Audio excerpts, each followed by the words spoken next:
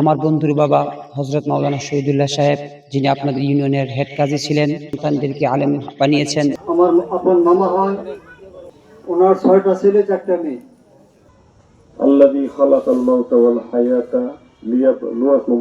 ওনার কাছ থেকে আমাদের শিক্ষণীয় আছে। দেখেন ওনার 5টা ছেলে আছে হাফেজ, 6টা। এখন আমাকে বলছেন যে কুল্লু নাফসিন যায়কাতুল মাউত, সকলেরই মৃত্যুর স্বাদ এটা গ্রহণ করতে হবে। বিভিন্ন প্রতিষ্ঠানে বিশেষ এই ফ্যামিলি জনগণ ইউনিয়নের মধ্যে সবচেয়ে ফেমাস হল একটি ফ্যামিলি। নামাজ, রোজা, হজ, যাকাত, ইসলামী বিধিবিধান।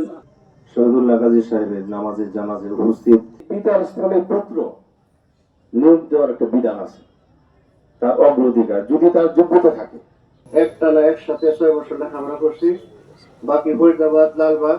25 বছর ওনার সাথে আমার একসাথে চলাফেরা, জান্নাতের সর্বোচ্চ মাকাম নসিব করেন। সর্বোচ্চ চেষ্টা করব।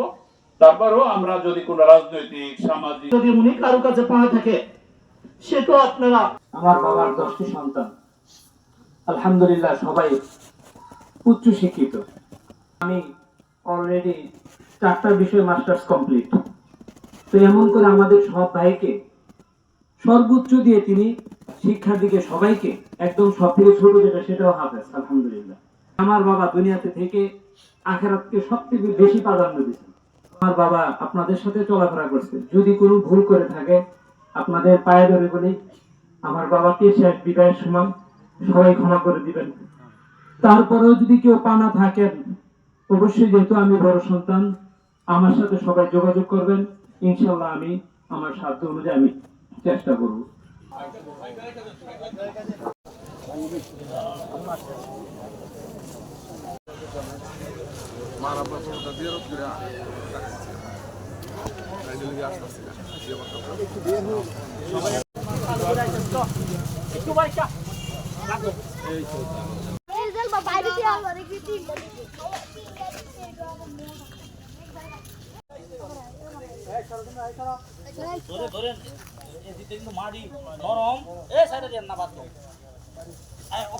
সামনে যাই আমরা কে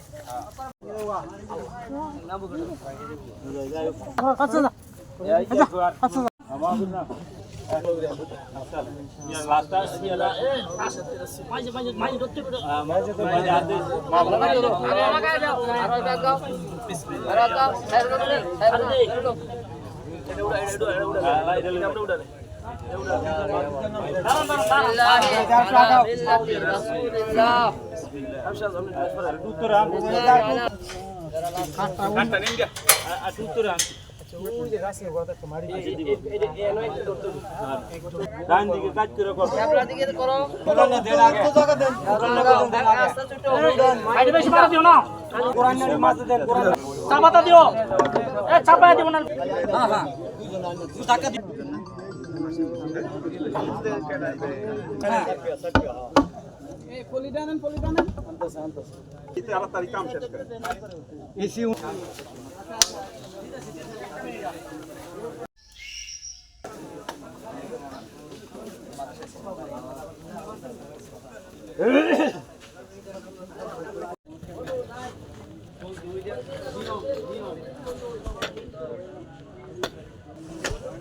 এই